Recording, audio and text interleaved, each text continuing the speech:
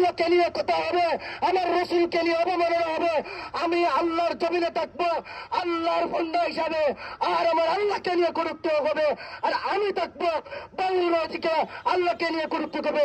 তা একসঙ্গে হতে পারে না।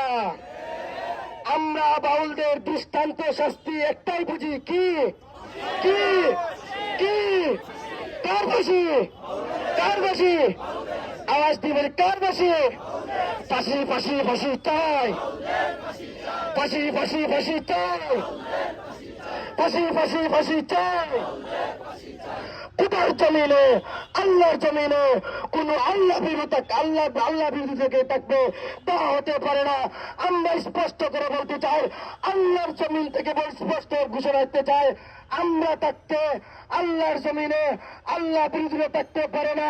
হে বাউলদের উত্তরসূরিরা, স্পষ্ট করে বলতে চাই, আল্লাহর বিরোধিতা করে কেউ সরকারে যেতে পারবে না। আমরা প্রতিহত করবো ইনশাল্লাহ।